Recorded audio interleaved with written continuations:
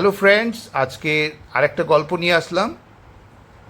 আজকে গল্পটির নাম হলো দ্য ক্লেভার ল্যাম্ব, মানে চালাক মেষ শাবক। Once there was a sweet little lamb. Once একবার, দেয়ার ওয়াজ একটা সুইট মিষ্ট কি ছোট্ট মেষ শাবক ছিল। এই সেন্টেন্সের মধ্যে একটা অক্সিলারি ভাব আছে, যেটা হেল্পিং ভাব ওয়াজ আছে।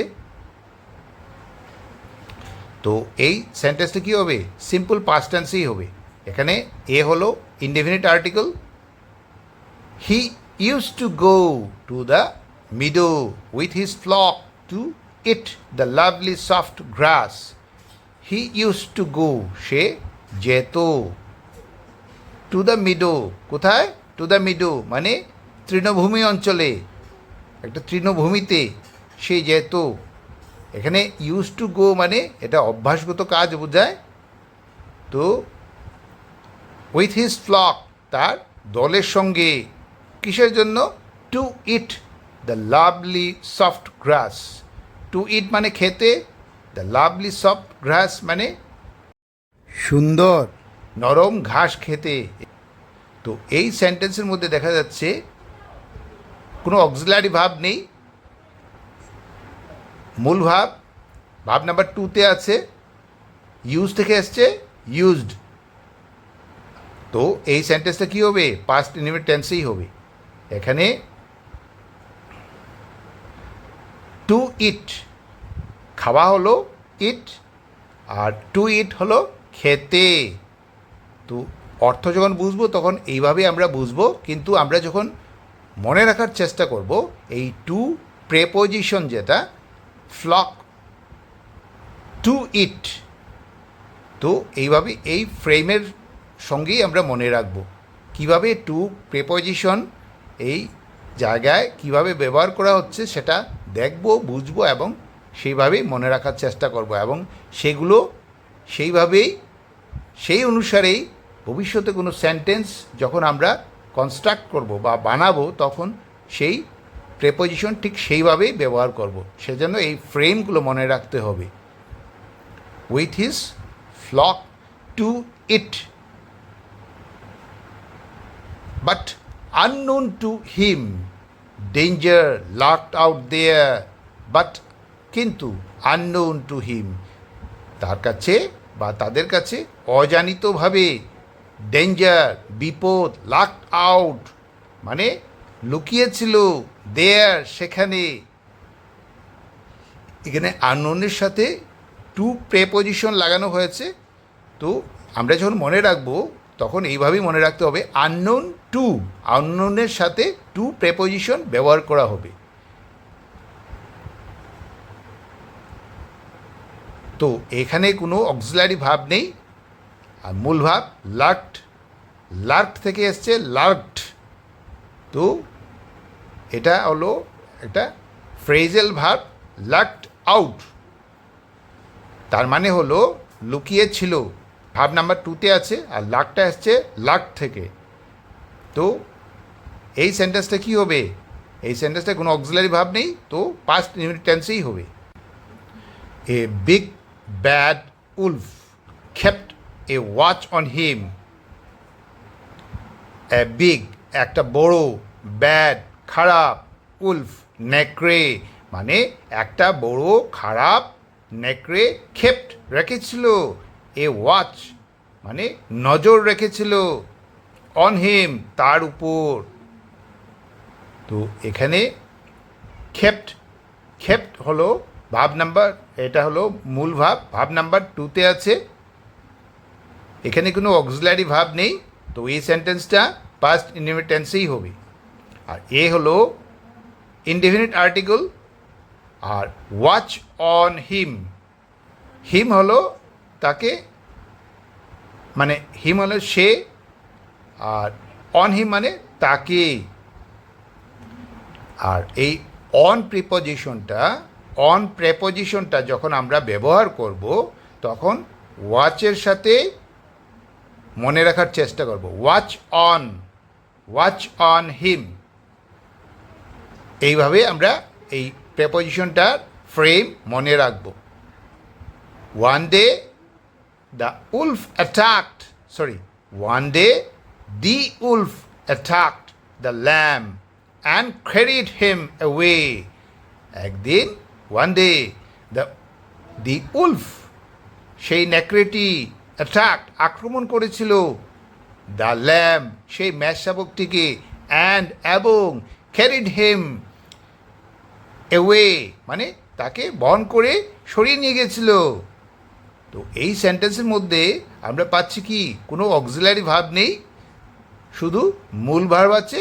এই মূল ভার্বটা ভার্ব নাম্বার 2-তে আছে, মানে পাস্ট টেন্স। আর এটা অ্যাটাক থেকে আসছে, অ্যাটাকড হলো আক্রমণ করেছিল। তো এই সেন্টেন্সটা কী হবে? পাস্ট ইনডিফিনিট টেন্সেই হবে। One day the Wolf attack the lamb and carried him away.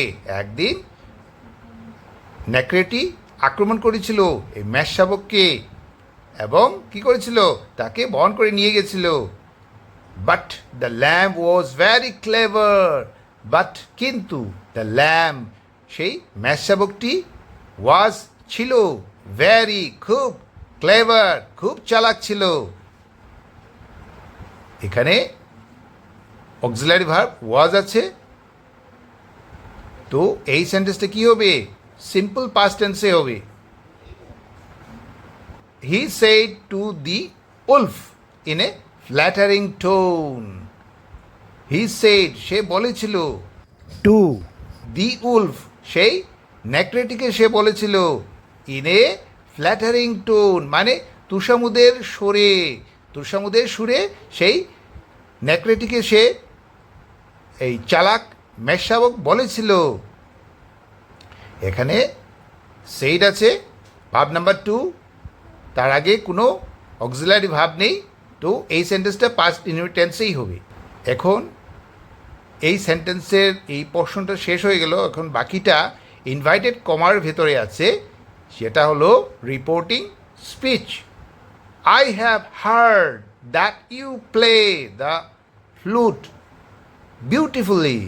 আমি শুনেছিলাম দ্যাট যে ইউ প্লে তুমি বাজাও দ্য ফ্লুট বাঁশিটি বিউটিফুলি মানে বাঁশি বাজাও তুমি খুব সুন্দরভাবে। তো এখানে ইনভাইটেড কমার ভেতরে যে সেন্টেন্সটা আছে রিপোর্টিং স্পিচ, তো এটার অক্সিলারি ভার্ব হলো হ্যাভ। আর মূল ভার্ব যেটা ভার্ব নাম্বার 3-তে আছে, মানে মূল ভার্ব সেটা ভার্ব নাম্বার 3-তে আছে। তো এই সেন্টেন্সটা কী হবে? প্রেজেন্ট পারফেক্ট টেন্সে হবে। No one can match you. No one মানে কেউ নয়, ক্যান পারে, ম্যাচ ইউ মানে এখানে ম্যাচ ইউ মানে নো ওয়ান কেউ তোমার মতো বাজাতে পারবে না। এখানে এই সেন্টেন্সটা no one can match you, can হলো এখানে অক্সিলারি ভার্ব। তো এই সেন্টেন্সটা কিন্তু প্রেজেন্ট ফর্মে আছে, ভার্ব নাম্বার 1-এ আছে ম্যাচ। তো এই সেন্টেন্সটা কিন্তু কী হবে? সিম্পল প্রেজেন্ট টেন্সেই হবে। Before you eat me, before মানে পূর্বে বা আগে, ইউ তুমি, ইট মি মানে আমাকে তুমি খাবার আগে। আর এরপরের portion I would like to hear you play the flute. আমি পছন্দ করি কি?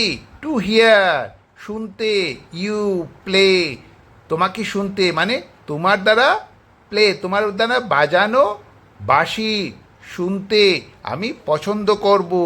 The wolf was very flattered to hear this. এই কথা শুনে সেই নেকড়েটা কী হয়েছিল? ওয়াজ হয়েছিল ভেরি খুব, ফ্ল্যাটার্ড মানে আমরা তো জানি তুষামোদ হলো ফ্ল্যাটার্ড, আর এখানে কী হচ্ছে? ফ্ল্যাটার্ড মানে তুষামোদে খুবই উৎসাহিত হয়েছিল। টু হিয়ার দিস শুনে। হি টুক আউট সে কী করেছিল? বের করেছিল হিজ ফ্লুট তার বাঁশি, অ্যান্ড বিগান এবং আরম্ভ করেছিল টু প্লে মানে বাজাতে, বাজাতে আরম্ভ করেছিল। এখানে দি উলফ ওয়াজ ভেরি ফ্ল্যাটার্ড, এখানে ওয়াজ অক্সিলারি ভার্ব আর মূল ভাবটা আছে ভাব নাম্বার 2-তে, ফ্ল্যাটার্ড থেকে এসছে ফ্ল্যাটার্ড, ফ্ল্যাটার্ড মানে তুষামোদিত হয়েছিল। হ্যাঁ, টু হিয়ার দিস, এখানে এই সেন্টেন্সটা কী হবে, সেন্টেন্সটা হবে সিম্পল পাস্ট টেন্সে হবে। আর এখানে টু প্রেপোজিশন ব্যবহার করা হয়েছে, হিয়ার হলো শোনা আর টু হিয়ার হলো শুনতে। তো আমরা কিন্তু মনে রাখবো যখন তখন বলবো কি কি বলে মনে রাখবো, ফ্ল্যাটার টু, ফ্ল্যাটারের সাথে টু ব্যবহার করব। এইভাবে আমরা এই সেন্টেন্সটা মনে রাখবো। He took out his flute and began to play. He took out, সে বের করেছিল। এখানে এটা একটা ফ্রেজাল ভার্ব, ভাব নাম্বার 2-তে আছে, এখানে কোনো অক্সিলারি ভার্ব নেই, মানে কোনো হেল্পিং ভার্ব নেই যাকে আমরা সহায়ক ক্রিয়া বলে থাকি। তো টুক এসছে টেক থেকে, টুক মানে নিয়েছিল। তো এই সেন্টেন্সে কী হবে, পাস্ট ইনডিফিনিট টেন্সে হবে। হিজ ফ্লুট, সে তার বাঁশিটা বের করেছিল, অ্যান্ড বিগেন এবং আরম্ভ করেছিল, to play and began to play এবং বাজাতে আরম্ভ করেছিল। এটাও ভাব নাম্বার 2-তে আছে। তো এই সেন্টেন্সটা কী হবে, পাস্ট ইনডিফিনিট টেন্সেই হবে।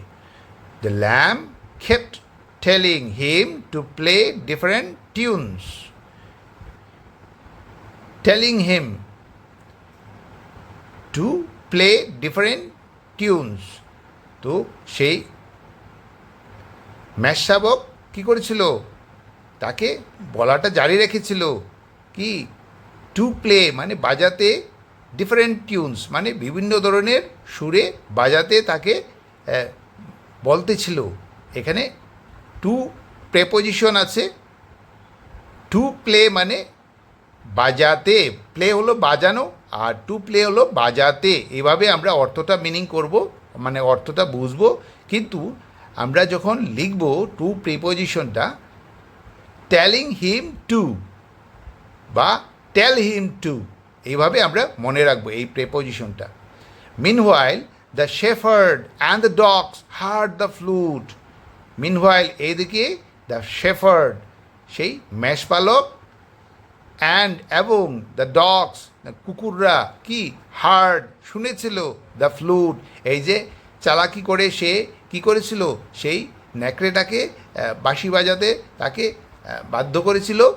সেও খুবই উৎসাহিত হয়ে তুষামুদে, কাশ তুষামুদে, সেই মেষশাবকের তুষামুদে সেই নেকড়েটা খুব উৎসাহিত হয়ে সে বাঁশি বাজাচ্ছিল।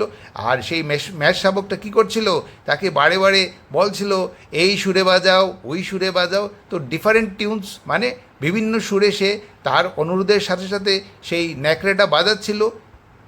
তো এদিকে কি হলো, মিনহোয়াইল এদিকে সেই কি, মেষ থাকলে কী হবে, মেষপালক থাকবে। তো মেষপালক কী করেছিল, দ্য শেফার্ড মেষপালক, অ্যান্ড দ্য ডগস তো মেষপালকের সাথে কি থাকবে, কুকুর থাকে। কুকুর দিয়ে সেই মেষপালক মেষদের মানে সেই ভেড়া বা ছাগলদের কি করে কন্ট্রোল করে। হার্ড দ্য ফ্লুট সেই নেকড়ের বাজানো বাঁশির শব্দ শুনেছিল। দে ইমিডিয়েটলি গট ইনটু অ্যাকশন, তারা সঙ্গে সঙ্গে গট ইনটু অ্যাকশন, তারা তৎপর হয়েছিল, সঙ্গে সঙ্গে তারা খুঁজেতে আরম্ভ করেছিল, আরে আমাদের এই মেষশাবকটা কোথায় গেল।